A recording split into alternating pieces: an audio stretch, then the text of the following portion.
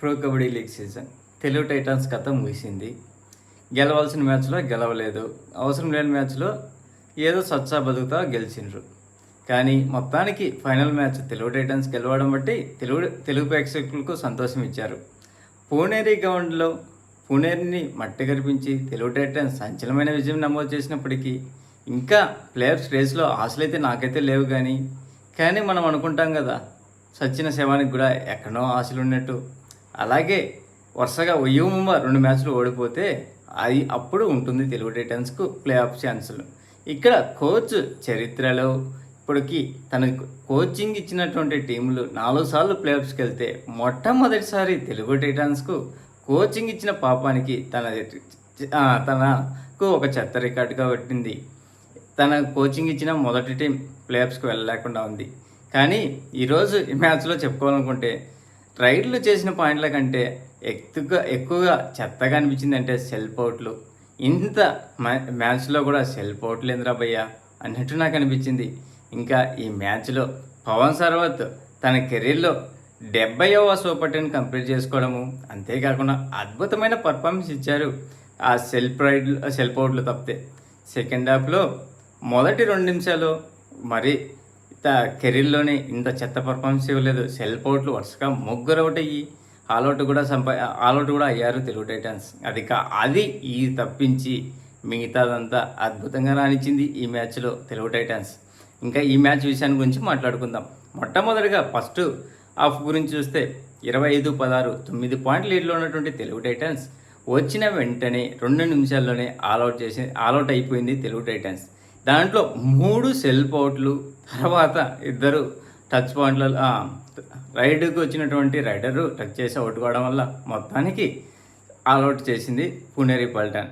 ఇంకా ఈ మ్యాచ్లో ఓవరాల్గా మ్యాచ్ ముగిసే సమయానికి 48-36 అంటే 12 పాయింట్ల తేడాతో ఘన విజయం సాధించి సీజన్ను ఘనంగానే వీడుకోలు పలుకుపోతుంది తెలుగు టైటన్స్. ఇంకా ఈ మ్యాచ్లోని ఇండివిజువల్ పర్ఫార్మెన్స్, అంతేకాకుండా ఎవరు ఎన్ని రైడ్ చేశారు, ఎన్ని పాయింట్లు సాధించుకున్నారు ఒకసారి చూద్దాం. మొట్టమొదటిసారిగా చూస్తే తెలుగు టైటన్స్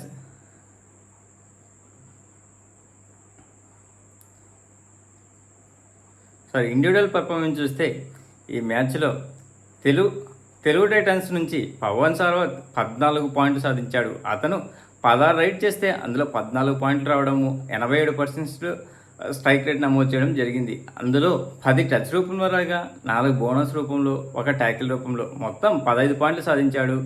ఈ సీజన్లో ఇది 8వ సూపర్ 10 కాగా ఓవరాల్గా 70వ సూపర్ 10.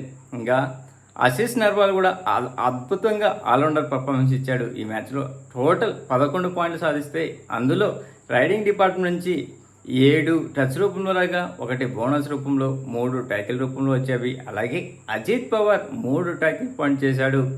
విజయ్ మాలిక్ 3 పాయింట్లు చేశాడు. అందులో 1 టచ్ రూపంలో రాగా 2 బోనస్ రూపంలో వచ్చేవి. అలాగే కృష్ణందుల్ 1 ట్యాకిల్ పాయింట్ చేశాడు. అంకిత్ 6 ట్యాకిల్ పాయింట్ చేసి ఈ సీజన్లో 4వ I5 నమోదు చేశాడు. బ్యాక్ టు బ్యాక్ I5 చేసి డిపెండింగ్ విభాగంలో ఏదన్నా అంతో ఇంతో స్ట్రాంగ్గా ఉందంటే ఇతను అంకిత్ మాత్రమే. మిగతా వాళ్ళంతా పరమా వేస్ట్గా అనిపించింది. ముఖ్యంగా క్రిషన్ ఈ సీజన్లో ఎక్కువ అడ్వాన్స్ ట్యాకిల్కి పోవడము, పాయింట్లు సమర్పించుకోవడం తప్పితే తన వల్ల ఒదిగింది అయితే ఏం లేదు. అంతేకాకుండా సబ్స్టిట్యూట్గా వచ్చినటువంటి సంజీవి 2 పాయింట్లు తెచ్చాడు, 2 టచ్ రూపంలో రావడమే జరిగింది. అలాగే ఫర్పుల్ జబారీ కూడా 1 టచ్ పాయింట్ చేశాడు. ఇంకా పునేరి పల్టన్ చూస్తే పంకజ్ మోహతే మ్యాచ్లో కేవలం 2 పాయింట్లు తెచ్చి డిజాస్టర్ పర్ఫార్మెన్స్ ఇచ్చాడు. ఆకాష్ సిండే 1 బోనస్ పాయింట్ చేస్తే ఆర్యవర్ధన్ 8 పాయింట్లు తెచ్చాడు. అందులో టచ్ రూపంలో కాక 1 బోనస్ రూపంలో వచ్చేది. ఇతను రైడింగ్ వచ్చిన ప్రతిసారి మన డిపెండర్లు భయంతో వణికిపోయి ఎక్కువ సెల్ఫ్ అవుట్లు అయ్యారు. అలాగే దదూస్ పూజారి ఈ మ్యాచ్లో 3 ట్యాకిల్ పాయింట్ చేశాడు. అమన్ 5 పాయింట్లు సాధిస్తే అందులో 1 బోనస్ పాయింట్, 4 ట్యాకిల్ పాయింట్లు వచ్చేవి. సబ్స్టిట్యూట్గా వచ్చినటువంటి తమిళ్ కుర్రాడు అజిత్ ఈ మ్యాచ్లో టోటల్ 10 పాయింట్లు సాధించాడు. అందులో 7 టచ్ రూపంలో రాగా 2 బోనస్ రూపంలో, 1 ట్యాకిల్ రూపంలో త్రుటిలో సూపర్ 10 కోల్పోయాడు ఈ తమిళియన్. ఇంకా ఈ మ్యాచ్ అయిపోయినాక ఏ టీము ఏ పొజిషన్లో ఉందో చూద్దాం. హర్యానా స్టీలర్స్ 21 మ్యాచ్లకు గాను 79 పాయింట్లతో అగ్రస్థానంలో ఉంటే పాట్నా పైలట్స్ 20 మ్యాచ్లకు గాను 73 పాయింట్లతో సెకండ్ ప్లేస్లో ఉంది.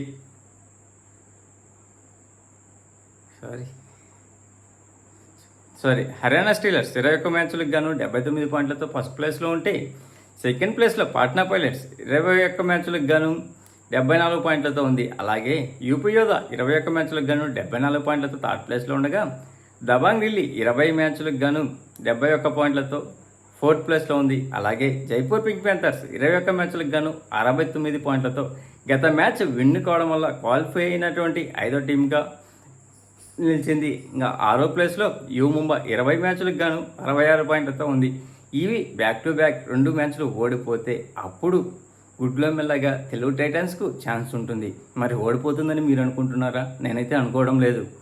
తెలుగు టైటన్స్ 22 మ్యాచ్లకు గాను 22 మ్యాచ్లకు గాను 12 గెలిచి 10 ఓడిపోయి 66 పాయింట్లతో 7th ప్లేస్లో ఉండగా పుణేరి పల్టన్ 21 మ్యాచ్లకు గాను 8 గెలిచి 10 ఓడిపోయి 3 టైతో 55 పాయింట్లతో 8th ప్లేస్లో ఉంది. తమిళ్ తలైవాస్ 20 మ్యాచ్లకు గాను 45 పాయింట్లతో 9th ప్లేస్లో ఉండగా బెంగాల్ వారియర్స్ 21 మ్యాచ్లకు గాను 41 పాయింట్లతో 10th ప్లేస్లో ఉంది. గుజరాత్ జైంట్స్ 20 మ్యాచ్లకు గాను 35 పాయింట్లతో 11th ప్లేస్లో ఉండగా బెంగళూరు బుల్స్ 20 మ్యాచ్లకు గాను కేవలం 19 పాయింట్లతో టేబుల్ పట్టికలో అద్భుతంగా పర్ఫార్మెన్స్ ఇచ్చి లీగ్ దశలోనే వెళ్ళిపోయింది. ఇంకా రైడింగ్ విభాగం నుంచి 270 పాయింట్లతో దేవాంగ్ అగ్రస్థానంలో ఉంటే సెకండ్ ప్లేస్లో అసు మాలిక్ 227 పాయింట్లతో ఉన్నాడు. థర్డ్ ప్లేస్లో అర్జున్ దేశ్వాల్ 210 ట్యాకిల్ పాయింట్లతో ఉండగా ఫోర్త్ ప్లేస్లో అజిత్ చౌహాన్ 173 పాయింట్లతో ఉన్నాడు. ఫిఫ్త్ ప్లేస్లో విజయ్ మాలిక్ 172 పాయింట్లతో ఉన్నాడు. ఇంకా డిఫెండింగ్ విభాగం చూస్తే మహమ్మద్ రిజా చౌదరి 71 ట్యాకిల్ పాయింట్లతో అగ్రస్థానంలో ఉంటే సెకండ్ ప్లేస్లో నితిన్ రావల్ 70 ట్యాకిల్ పాయింట్లతో ఉన్నాడు. అలాగే థర్డ్ ప్లేస్లో నితీష్ కుమార్ 69 ట్యాకిల్ పాయింట్లతో ఉండగా ఫోర్త్ ప్లేస్లో అంకిత్ జగన్ 68 ట్యాకిల్ పాయింట్లతో ఉన్నాడు. ఫిఫ్త్ ప్లేస్లో యోగేష్ 66 ట్యాకిల్ పాయింట్లతో ఉన్నాడు. ఈ మ్యాచ్లో పుణేరి పల్టన్ సొంత గడ్డ మీదనే ఓడిపోవడం అది వాళ్ళకు కొద్దిగా బాధాకరమే అనుకోవచ్చు. అంతేకాకుండా మన తెలుగు టైటన్స్ పర్ఫార్మెన్స్ హైదరాబాద్లో 5 మ్యాచ్లు గెలిస్తే ఢిల్లీలో యూపీలో నోయిడాలో 4 మ్యాచ్లు గెలిచింది. పుణేరిలో 3 మ్యాచ్లు గెలిచింది. మొత్తానికి ఈ సీజన్లో 12 మ్యాచ్లు గెలిచింది. గత సీజన్తో పోలిస్తే మాత్రం మంచి పర్ఫార్మెన్స్ ఇచ్చినా కానీ గెలవాల్సిన మ్యాచ్లో పాట్నా మీద ఓడిపోయి భారీ మూల్యమే చెల్లించుకుంది. మీకు తెలుగు టైటన్స్ ప్లేఆఫ్స్కు వెళ్తుందని ఆశలు ఉంటే కామెంట్ చేయండి ఫ్రెండ్స్. ప్లీజ్ ఫ్రెండ్స్ లైక్ చేస్తే లైక్ చేయండి, కొత్తగా వచ్చిన వాళ్ళు సబ్స్క్రైబ్ చేయండి. Thank you. Signing off your Mahindra.